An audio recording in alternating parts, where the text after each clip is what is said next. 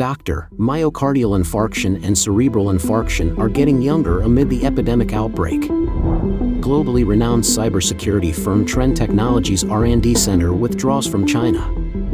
National team forced into the arena. Beijing's aggressive tactics send shockwaves through the financial sphere. It's all covered in today's China Truths. Doctor, myocardial infarction and cerebral infarction are getting younger amid the epidemic outbreak. Over the past month, mainland China has witnessed a resurgence in the coronavirus outbreak, resulting in overwhelmed hospitals and an increase in deaths among both children and the elderly. Notably, according to NTD television, amidst the worsening coronavirus situation in China, some doctors disclosed that individuals experiencing myocardial infarction and cerebral infarction are showing a trend of being younger. Ms. Li, a retired doctor from Liaoning, expresses, "It's just disconcerting when I hear about it, and I think, oh, you departed at such a young age. What could be the matter? It's just a heart attack." There are many cases like this. In a recent development on December 6, Honda Taxi Service Company, Limited, a taxi company in Xi'an, issued a group message stating that, in compliance with directives from higher authorities, all taxi drivers must be vaccinated against the new coronavirus. A Honda driver expressed confusion, having received multiple vaccinations before and not understanding the sudden requirement. According to his information, other taxi companies in Hui District have also issued similar directives. Notably, regarding the vaccination mandate for taxi drivers, the Hui District Health Bureau, District CDC, and Xi'an CDC all asserted that they were unaware of the situation. Furthermore, vaccination schedules have been disclosed in regions such as Jiangsu and Shenyang, encouraging eligible individuals to get vaccinated promptly. This information has prompted comments from mainland netizens, sparking questions about the safety of mainland vaccines. Some bluntly reject vaccination. According to NTD television, amidst the worsening coronavirus situation in China, some doctors disclosed that individuals experiencing myocardial infarction and cerebral infarction are showing a trend of being younger. Ms. Li, a retired doctor from Liaoning, expresses, "It's just disconcerting when I hear about it, and I think, oh, you departed at such a young age. What could be the matter? It's just a heart attack." There are many cases like this. To prevent China from hoarding drugs and raising prices, Taiwan launches procurement monitoring. Amid the intense epidemic in mainland China, a notable trend has emerged in Taiwan, where individuals are buying cold medicine to send to their friends and relatives in China. To prevent a repeat of the shortage of paracetamol experienced at the end of the previous year, Huang Jinshan, chairman of the Taiwan Pharmacists Association, disclosed on the 7th that monitoring measures were initiated from the 6th. Pharmacies are actively monitoring for potential bulk purchases of cough medicine and cold medicine. Huang Jinshan also highlighted that Taiwanese medicines are highly regarded in China, commanding a premium value. The price difference can be as much as 5 times when purchasing cold medicine, enema medicine, and other drugs in Taiwan and selling them in mainland China. Regarding the necessity to report these two types of drugs, Huang Jinshan clarified that, aside from general comprehensive cold medicine, the current wave of the pandemic has led to an increased demand for cough suppressants. While buying 1 or 2 boxes is considered normal, the purchase of 10 or 20 boxes at once requires reporting. In the event of any abnormal situation, the Pharmacists Association will engage in discussions with government agencies. Globally renowned cybersecurity firm Trend Technologies R&D Center withdraws from China. The globally renowned American cybersecurity company, Trend Micro, is set to relocate its research and development center from China. This information was disclosed by the public account Perception Chip Vision on December 7, citing insights from an insider. It revealed that Trend Micro's R&D center has been gradually downsizing its workforce since last month, resulting in the layoff of approximately 70 employees, constituting about 14% of the total workforce. Compensation starts at N+4, and some senior employees may receive amounts exceeding N+8. As part of its withdrawal from China, the company plans to relocate some employees and establish a new R&D center in Canada. Research personnel agreeing to move to Canada may also negotiate to avoid layoffs. Founded in 1988 in Los Angeles, California, USA, Trend Micro is a multinational cybersecurity software company offering services in antivirus software, firewall, cloud security, and more. The chairman and founder of the company are of Taiwanese origin.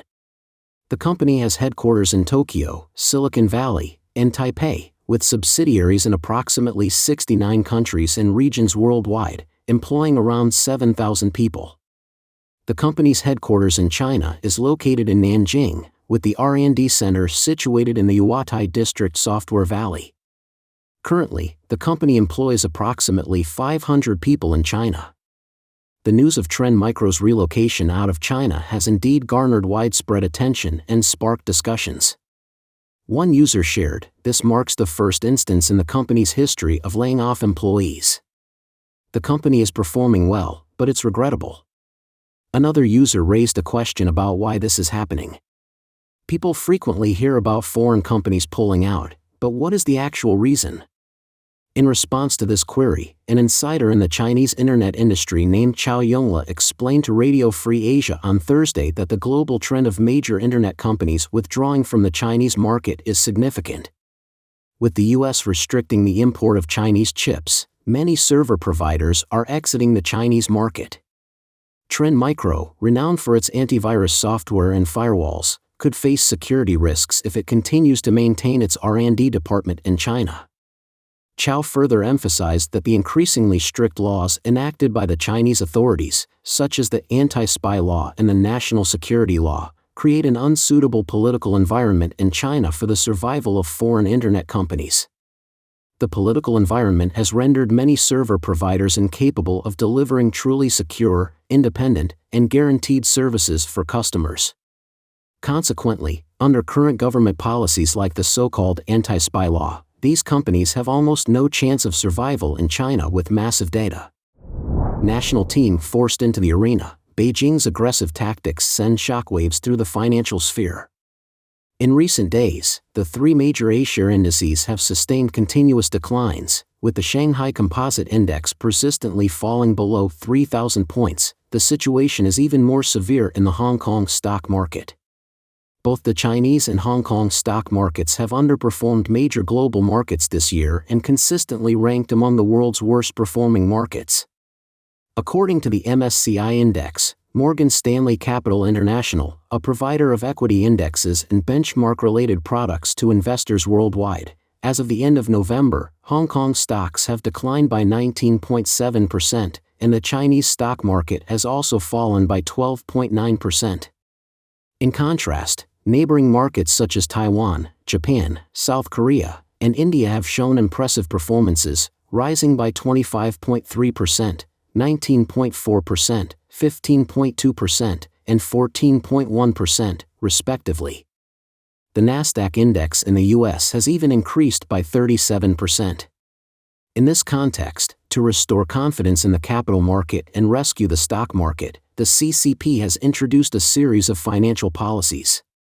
Since August, authorities have successively implemented measures such as reducing stamp duty, regulating the reduction of holdings by major shareholders, overseeing refinancing activities of listed companies, and lowering the financing margin ratio. The CCP has also mandated entities like the so-called National Team, Central Huijin, a Chinese sovereign fund formerly owned by the government of the CCP, state-owned insurance companies, etc., to increase their holdings of stocks in the A-share market. They have even instructed some major institutions not to engage in short selling. Rumors are circulating that the National Team, represented by Guoxin Holdings, will increase its holdings of A-share ETFs, primarily products tracking central enterprise indices, on a daily basis. However, these measures have proven to be ineffective. As of September 8, the PE, price-to-earnings ratio, of the CSI 800 index and the GEM index were at the 25th and 3rd percentiles, respectively, over the past 10 years. The ERP, equity risk premium, for both is around -2 standard deviations, indicating that the market valuation has factored in too many pessimistic expectations. Furthermore, the life insurance industry is facing its own set of challenges. The after-tax profits of 86 life insurance companies in China witnessed a staggering 57% drop last year, with only 38 of them remaining profitable. The leading company, China Life, holds a price-to-earnings ratio of just a little over 6 times in Hong Kong, while new China Life's Hong Kong price-to-earnings ratio has plummeted to 3 times. Today's weekly magazine states that the struggling Chinese life insurance industry is now burdened with the political responsibility of rescuing the stock market, akin to retrieving chestnuts from the fire. It means dealing with a challenging situation. Simultaneously, as the stock market rescue efforts unfold, the CCP persists in arresting financial executives and investors. Bloomberg reports an unprecedented wave of accusations against financial professionals and even regulatory authorities for alleged improper conduct since the crackdown began at the end of 2021. Government statements indicate that at least 108 financial officials and executives have been investigated or punished this year. Notable cases include the former chairman of China Life, Wang Bin, sentenced to death in September with a 2-year suspension, Star Fund manager Wang Yaowei detained in August, and Lu Liang, former party secretary and chairman of Bank of China, under investigation and prosecution. During a meeting chaired by Xi Jinping in September, he emphasized the need to strengthen efforts to combat corruption in state-owned enterprises and the financial industry, urging them to better serve the economy. This Week magazine highlights that the CCP is implementing a both-want policy, aiming to boost the stock market while taking strict measures against financial officials. The market rescue actions led by Li Chang are likened to running with both feet bound, making progress challenging and resulting in only half the desired outcome. CCP's unorthodox efforts to rescue the market have triggered a frenzied exodus of capital.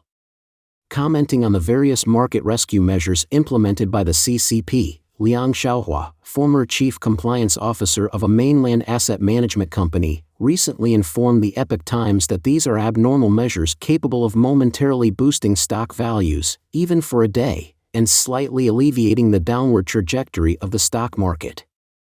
However, the economy ultimately dictates market trends, and the country's market rescue funds cannot alter the overarching situation. China's economic recovery has remained bleak and persistently sluggish throughout this year.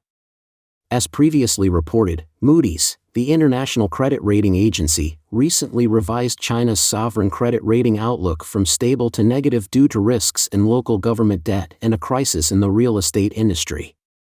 Subsequently, the outlook for 8 Chinese banks, 18 mainland enterprises, and the credit ratings of Hong Kong and Macau were downgraded to negative.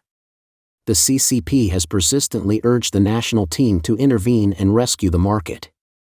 Wang Huntao, a political scholar in the United States, analyzed that the central meeting conveys the message, regardless of whether you dare to rescue the market, you must bear it. He explained, now that China's finance is digitized, the money of companies and the common people is in the banks. The financial meeting requires banks to comply with the needs of the CCP and utilize the money. They have to do it even if they dare not. Xi Jinping's financial system is akin to gang robbing. Whether you like it or not. Wang Huntao posited that if it were based on market principles, the Chinese economy would have collapsed long ago, and government finances and many large companies would have gone bankrupt long ago. However, authoritarian governments can freeze market operations. By then, they can default on debts or conceal bad debts in various ways, such as borrowing money to repay bad debts, and then borrowing money again. It seems like a project with constantly added investment, but it is actually a bad debt. He added, the Communist Party is a collective irresponsibility system. In the end, who will take the blame? Most disasters force the common people to pay the bill involuntarily, emphasizing the consequences borne by the general populace. As a result, Fong Chongyi, associate professor at the University of Technology Sydney in Australia, commented on the 7th, capital flight, fund flight, whether it is the Hong Kong stock market, the Shanghai stock market, or the Shenzhen stock market, it is waves of foreign capital selling off and leaving. Now, even the domestic capital is leaving. He cited recent news about Wang Jianlin, stating, even as film and television companies, those domestic stocks, are now being auctioned off and immediately traded to state-owned enterprises. They are selling and leaving. Everyone is selling, even these major shareholders, their own companies, are cashing out and leaving. Of course, the stock market is declining, and no other money is coming in. Wang Jianlin is a prominent Chinese businessman and one of the wealthiest individuals in the mainland. As the founder of the Dalian Wanda Group, a multinational conglomerate with interests spanning real estate, entertainment, retail, and tourism, he played a key role in transforming the company into one of China's largest real estate developers with international operations. Dalian Wanda Group also made significant strides in the entertainment sector, acquiring notable assets such as the American cinema chain AMC Theaters and Legendary Entertainment, a Hollywood film production company. Despite his success, Wang Jianlin, like many business figures in China, has faced challenges and scrutiny from CCP authorities, particularly in the face of heightened regulatory actions and efforts to control capital outflows. Wang Jianlin is currently in the process of exiting the film industry. In a regulatory filing to the Shenzhen Stock Exchange, Wanda Film, China's largest cinema operator under the Wanda umbrella, announced that Wang Jianlin and his Wanda investment vehicle are expected to sell their remaining 51% stake in the company to China Rui Holdings. Don't forget to leave a comment in the section below to share your opinions on today's topic with us. Make sure to like and subscribe to see more interesting topics from China Truths.